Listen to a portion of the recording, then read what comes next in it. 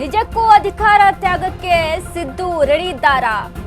ಸಿದ್ದರಾಮಯ್ಯ ಪದ ತ್ಯಾಗಕ್ಕೆ ಕಾಲ ಪಕ್ವವಾಗಿದೆಯಾ ಅಂತ. ಸಿದ್ದರಾಮಯ್ಯ ನಿಜಕ್ಕೂ ಅಸಹಾಯಕರಾಗಿ ಬಿಟ್ರ? ಇವೆಲ್ಲ ಪ್ರಶ್ನೆ ಮೂಡ್ತಾ ಇದೆ. ರಾಜಕೀಯವಾಗಿ ದುರ್ಬಲರಾದ್ರ ಸಿದ್ದರಾಮಯ್ಯ? ಕೊಟ್ಟ ಮಾತು ಉಳಿಸಿಕೊಳ್ಳಲು ಮುಂದಾದ್ರ ಟಗರು? ಸಿಎಂ ಸ್ಥಾನವನ್ನ ಡಿಕೆಶಿಗೆ ಬಿಟ್ಟು ಕೊಡ್ತಾರಾ ಸಿದ್ದರಾಮಯ್ಯ? ಸಿದ್ದು ಬಿಟ್ಟು ಕೊಡಲು ರಾಹುಲ್ ಗಾಂಧಿ ಸುಲಭಕ್ಕೆ ಒಪ್ತಾರ? ಸಿದ್ದು ಸಿಎಂ ಸ್ಥಾನದಿಂದ ಕೆಳಗಿಳಿದ್ರೆ ಆಗುವ ಪರಿಣಾಮಗಳೇನು? ಹಾಗಾದ್ರೆ ರಾಜ್ಯ ರಾಜಕೀಯ ಚಾಣಕ್ಯ ಸಿದ್ದರಾಮಯ್ಯ ಮನದಲ್ಲಿ ಏನಿದೆ? ಆಪ್ತರ ಮೂಲದ ದಾಳ ಉರುಳಿಸಿದ್ರ ಸಿಎಂ ಸಿದ್ದರಾಮಯ್ಯ? ತಮ್ಮ ಬೆಂಬಲಿಗರ ಸಂಖ್ಯಾಬಲ ಟೆಸ್ಟಿಂಗ್ಗೆ ಮುಂದಾದ್ರ ಸಿದ್ದು? ಎಸ್, ರಾಜಕೀಯವಾಗಿ ಒಂದೊಂದು ಸ್ಟೇಟ್ಮೆಂಟ್ಗಳೇನಿರುತ್ತಲ್ಲ ಅದರ ಹಿಂದಿನ ಒಳ ಅರ್ಥಗಳು ಸುಮಾರಾಗಿರುತ್ತೆ. ಅದೇ ರೀತಿಯಲ್ಲಿ ಪದ ತ್ಯಾಗದ ಒಂದು ಮಾತೇನು ಕೇಳಿ ಬರ್ತಾ ಇದೆ, ಅದು ಕೆ ಎನ್ ರಾಜಣ್ಣ ಅವರ ಬಾಯಲ್ಲಿ. ಸಿದ್ದು ಅವರ ಆಪ್ತ, ಸಿದ್ದರಾಮಯ್ಯ ಆಪ್ತನಾದಂತ ರಾಜಣ್ಣ ಬಾಯಲ್ಲಿ ಏನು ಈ ಮಾತು ಕೇಳಿ ಬರ್ತಾ ಇದೆ ಅಲ್ಲ? ನಿಜಕ್ಕೂ ಸಿದ್ದರಾಮಯ್ಯ ಅವರ ಪದ ತ್ಯಾಗಕ್ಕೆ ಮುಂದಾಗಿದ್ದಾರಾ? ಡಿಕೆ ಶಿವಕುಮಾರ್ಗೆ ಸಿಎಂ ಸ್ಥಾನವನ್ನ ಒದಗಿಸಿಕೊಡೋದಕ್ಕೆ ರೆಡಿನಾ? ಹಾಗಾದ್ರೆ ಬಿಟ್ಟುಕೊಡೋದಕ್ಕೆ ರೆಡಿನಾ? ಸಾಕಷ್ಟು ಪ್ರಶ್ನೆಗಳು ಮೂಡ್ತಾ ಇದೆ ಈ ಒಂದು ಸ್ಟೇಟ್ಮೆಂಟ್ ಇಂದ. ಈಗಾಗಲೇ ಡಿಕೆ ಶಿವಕುಮಾರ್ ಎಷ್ಟರ ಮಟ್ಟಿಗೆ ಪ್ರಯತ್ನವನ್ನ ನಡೆಸ್ತಾ ಇದ್ದಾರೆ, ಏನೇನೆಲ್ಲ ರಾಜಕೀಯವಾಗಿ ಆಗ್ತಾ ಇದೆ, ರಾಜಕೀಯದಲ್ಲಿ ಆಗ್ತಾ ಇರುವಂತಹ ಬೆಳವಣಿಗೆಗಳು ಹೇಗಿದ್ದಾವೆ, ಅದರಲ್ಲೂ ಕಾಂಗ್ರೆಸ್ ಪಕ್ಷದಲ್ಲಿ ಬೈ ಎಲೆಕ್ಷನ್ ನಂತರ ಒಂದೊಂದಲ್ಲ ಟ್ವಿಸ್ಟ್ಗಳು, ಬೆಳವಣಿಗೆಗಳು, ಒಂದರ ಮೇಲೆ ಒಂದು ಬೆಳವಣಿಗೆ ಆಗ್ತಾ ಇದೆ ಕಾಂಗ್ರೆಸ್ ಸರ್ಕಾರದಲ್ಲಿ ನಾವು ಗಮನಿಸೋದಾದ್ರೆ.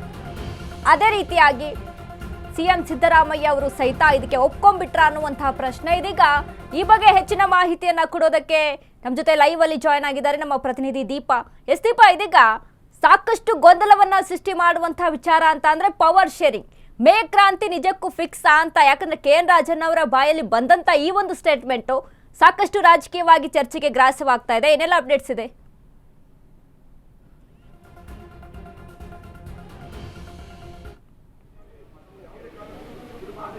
ವನಿತಾ, ರಾಜ್ಯದಲ್ಲಿ ನಾಯಕತ್ವ ವಿಚಾರ ಈಗಿಂದ ಅಲ್ಲ, ಯಾವಾಗ ಕಾಂಗ್ರೆಸ್ ಪಕ್ಷ ಅಧಿಕಾರಕ್ಕೆ ಬಂತು ಆಗಿನ ದಿನದಿಂದಲೂ ಕೂಡ ಇಲ್ಲಿಯವರೆಗೂ ಅದು ಮುಂದುವರೆದಿದೆ.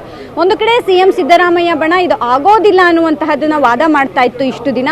ಜೊತೆಗೆ ಡಿ ಕೆ ಶಿವಕುಮಾರ್ ಬಣ ಆಗೇ ಆಗುತ್ತೆ, ಕೊಟ್ಟ ಮಾತನ್ನ ತಪ್ಪೋದಿಲ್ಲ ಹೈಕಮಾಂಡ್ ನಾಯಕರು ಮತ್ತೆ ಸಿದ್ದರಾಮಯ್ಯ ಅನ್ನುವಂತಹದ್ದನ್ನ ಹೇಳ್ತಾ ಇದ್ರು. ಇದೆಲ್ಲದರ ನಡುವೆ ಇದೀಗ ಕೆ ಎನ್ ರಾಜಣ್ಣ ಅವರ ಒಂದು ಹೇಳಿಕೆ ದೊಡ್ಡ ಮಟ್ಟಿನ ಚರ್ಚೆಗೆ ಗ್ರಾಸವಾಗಿರೋದು ನಿಜ. ಜೊತೆಗೆ ಆ ಗ್ರಾಸವಾಗಿರೋದ್ರ ಜೊತೆಗೆ ರಾಜಣ್ಣ ಅವರ ಬಾಯಲ್ಲಿ ಇಂತಹದ್ದೊಂದು ಮಾತು ಬಂತು ಅನ್ನುವಂತಹದ್ದು ಆಶ್ಚರ್ಯಚಕಿತವೂ ಕೂಡ ಆಗಿದೆ. ಯಾಕಂದ್ರೆ ರಾಹುಲ್ ಗಾಂಧಿ ಹೇಳಿದ್ದೇ ನಿಜವಾದಲ್ಲಿ, ಹೈಕಮಾಂಡ್ ನಾಯಕರು ಒಪ್ಪಿದ್ದೇ ನಿಜವಾದಲ್ಲಿ, ಅದನ್ನ ಸಿದ್ದರಾಮಯ್ಯ ಅವರು ತಮ್ಮ ಸ್ಥಾನವನ್ನ ಬಿಟ್ಟು ಕೊಡೋದಿಕ್ಕೆ ರೆಡಿ ಇದ್ದಾರೆ ಅನ್ನುವಂತಹದ್ದೇನಿದೆ, ಎಲ್ಲವೂ ಕೂಡ ಎಲ್ಲೋ ಒಂದ್ ಕಡೆ ಡಿ ಕೆ ಶಿವಕುಮಾರ್ ಅವರಿಗೆ ಸ್ಥಾನ ಪಲ್ಲಟ ಅನ್ನುವಂತಹದ್ದೇನಿದೆ ಅದು ಆಗೋದು, ಅಂತಹ ಒಂದು ಮುಹೂರ್ತ, ಅಂತಹದ್ದೊಂದು ದಿನ ಅವರು ಕಾಯ್ತಾ ಇದ್ದಂತಹ ದಿನ ಹತ್ತಿರವಾಗ್ತಿದೆಯಾ ಅನ್ನುವಂತಹ ಪ್ರಶ್ನೆಯನ್ನ ಮೂಡಿಸ್ತಾ ಇದೆ. ಇತ್ತೀಚಿನ ಒಂದಿಷ್ಟು ಕಳೆದ ಒಂದು ತಿಂಗಳ ಬೆಳವಣಿಗೆಗಳನ್ನು ನೋಡ್ತಾ ಹೋದ್ರೆ ಡಿ ಕೆ ಬ್ರದರ್ಸ್ ಇಬ್ರೂ ಕೂಡ ಹೈಕಮಾಂಡ್ ನಾಯಕರ ಮುಂದೆ ಹೋಗಿ ಕೂತು ಪಟ್ಟನ್ನ ಹಿಡಿದು ಕೂತ್ರು. ಅಂದ್ರೆ ತಮಗೆ ಈ ಸ್ಥಾನಮಾನವನ್ನ ನೀವು ಕೊಡುವಂತಹ ವಿಚಾರದಲ್ಲಿ ಮಾತು ಕೊಟ್ಟಿದ್ರಿ, ಹಾಗಾಗಿ ಕೊಡ್ಲೇಬೇಕು ಅನ್ನುವಂತಹ ಪಟ್ಟನ್ನ ಹಿಡಿದು ಕೂತಿದ್ರು ಅನ್ನುವಂತಹದ್ದು ಕೂಡ ಚರ್ಚೆಯಲ್ಲಿದೆ. ಅದರ ಬೆನ್ನಲ್ಲೇ ಏನು ಸಿಎಂ ಆಪ್ತ ಸಚಿವರುಗಳು ಕೂಡ ದೆಹಲಿಗೆ ಹೋಗುವಂಥದ್ದು, ಹೈಕಮಾಂಡ್ ನಾಯಕರುಗಳನ್ನ ಭೇಟಿಯಾಗುವಂಥದ್ದು ಎಲ್ಲವೂ ಕೂಡ ಮುಂದುವರೆದಿದೆ. ಇದರ ಮಧ್ಯೆ ಅವ್ರದ್ದೇನು ಮೇ 15ರಂದು ಹುಟ್ಟುಹಬ್ಬ ಇದೆ ಡಿ ಕೆ ಶಿವಕುಮಾರ್ ಅವ್ರದ್ದು, ಅವತ್ತು ಎಲ್ಲವೂ ಕೂಡ ಬಹಿರಂಗ ಆಗುತ್ತೆ, ಅವರಿಗೆ ಪದಗ್ರಹಣ ಆಗಬಹುದು, ಅಂತಹದ್ದೊಂದು ದಿನಕ್ಕೂ ಕೂಡ ನಾವು ಕಾಯ್ತಿದ್ದೇವೆ ಅನ್ನುವಂತಹದ್ದು ಕೂಡ ಏನು ಡಿ ಕೆ ಶಿವಕುಮಾರ್ ಅವರ ಆಪ್ತ ಶಾಸಕರುಗಳು ಹೇಳ್ತಾ ಇದ್ದಾರೆ. ಇದೆಲ್ಲದರ ನಡುವೆ ಇವತ್ತು ರಾಜಣ್ಣ ಅವರು ಹೇಳಿದಂತಹದ್ದು, ಯಾಕಂದ್ರೆ ಗೊಂದಲಗಳು ಮುಂದುವರಿತಾ ಇದೆ, ಈ ಗೊಂದಲಗಳಿಂದ ಆಡಳಿತದ ಮೇಲೆ ಪರಿಣಾಮ ಬೀರ್ತಿದೆ, ಈ ಪರಿಣಾಮದಿಂದ ಆಡಳಿತ ಯಂತ್ರ ಇಡೀ ವ್ಯವಸ್ಥೆ ಕುಸಿಯುವಂತಹ ಹಂತಕ್ಕೆ ಹೋಗಿದೆ. ಹೀಗಾಗಿ ಒಂದು ಸ್ಪಷ್ಟತೆಯನ್ನ ಕೊಡಬೇಕು, ಕೂಡಲೇ ಗೊಂದಲವನ್ನ ಆದಷ್ಟು ಬೇಗ ಪರಿಹಾರವನ್ನ ನೀಡಬೇಕು ಈ ಗೊಂದಲಕ್ಕೆ ಅನ್ನುವಂತ ನಿಟ್ಟಿನಲ್ಲಿ ಮಾತನಾಡ್ತಾ ವೇಳೆ ಸಿಎಂ ಸಿದ್ದರಾಮಯ್ಯ ಅವರು ಎಲ್ಲದಕ್ಕೂ ಕೂಡ ಸಿದ್ಧರಿದ್ದಾರೆ ಅನ್ನುವಂತಹ ಮಾತು, ಅದು ಪರೋಕ್ಷವಾಗಿ ಅಲ್ಲ ನೇರವಾಗಿಯೇ ಹೇಳಿದಂತಹ ಮಾತುಗಳು ಇದೀಗ ಎಲ್ಲೋ ಒಂದು ಕಡೆ ಡಿ ಕೆ ಶಿವಕುಮಾರ್ ಅವರ ಇಷ್ಟು ದಿನದ ಕನಸು ಈಗ ನನಸಾಗೋದಿಕ್ಕೆ ಹತ್ರ ಆಗ್ತಿದೆ ಆ ದಿನ ಅನ್ನುವಂತಹದ್ದು ನಿಟ್ಟಿನಲ್ಲೂ ಕೂಡ ಇಡೀ ರಾಜ್ಯ ರಾಜಕೀಯ ಯೋಚನೆ ಮಾಡುವಂತಹ ಪರಿಸ್ಥಿತಿಯನ್ನ ತಲುಪಿದೆ ಅಂದ್ರೆ ತಪ್ಪಾಗ್ಲಿಕ್ಕಿಲ್ಲ. ವನಿತಾ, ಥ್ಯಾಂಕ್ ಯು ದೀಪಾ, ನಿಮ್ಮೆಲ್ಲ ಅಪ್ಡೇಟ್ಸ್.